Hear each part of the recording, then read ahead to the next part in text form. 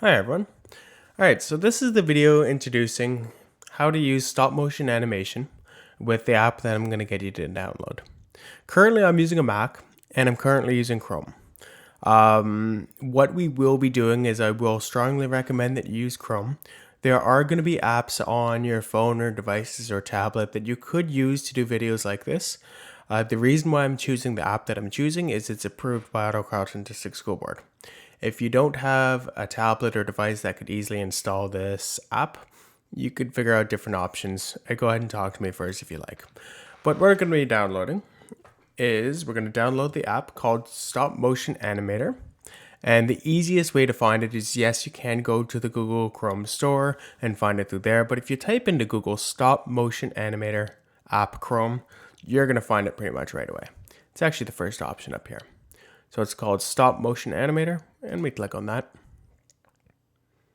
Then once you find the app, it should be a gray icon like this with a video camera, and you click on Add to Chrome. But before you add to Chrome, just as a hint, make sure that you are signed in as your Ottawa Carleton District School Board account and not your personal account. It will still work if you're on your personal account, but to save and to export the file into Classroom might be very difficult. So I highly recommend that before you install this app, make sure that you're in your Ottawa Carleton a District School Board account.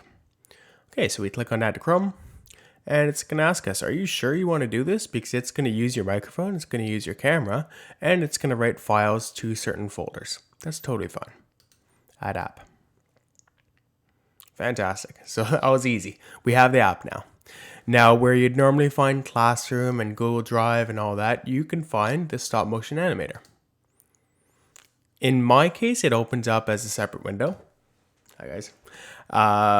It might open up as like a different tab, or it might just open up within Chrome itself.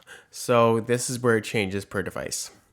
But it's a lot of fun because on here we have a few different options. You could record audio, but first what we're going to do is we're just going to learn how to capture like images to make it a stop motion, so singular pictures, and mash it up into a movie. So unfortunately, I don't have much to play around with here aside from my head itself, so we're going to use my head.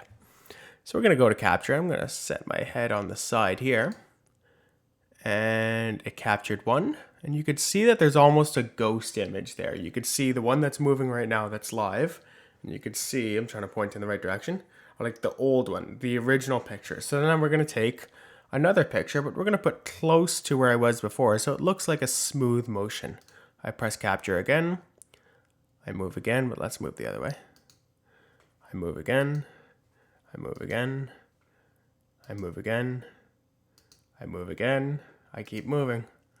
I move again, I move again, I move again, I move again. Fantastic. So I just finished capturing. Now I'm going to click play just to make sure it's what I want. It looks pretty good. Not the world's most interesting video, but it is what it is. And then I could even record I could record audio on top of this. So what would I want to record? Let's click record. So it's counting me down. Hi, this is Mr. Fraser. Nice and simple. So let's click play and let's see what we have. Perfect. So you can have a lot of fun with this. I'll upload another video of me playing around with little wooden robots and stuff like that. That would be a little bit more interesting. But this is just how to use this app called Stop Motion Animator. And then finally, once you're done, you're going to click save. And we'll save it up as hi. This is Mr. Fraser. Click OK. And for my computer, you can see in the background here, it downloaded it to my downloads folder. Where it downloads your file will change. If you're on a school Chromebook, this will download to your Google Drive at the time of recording this video. They've changed things over the few years, but you want to figure out where that downloaded. That's why you want to pick a good name instead of just Untitled or something like that.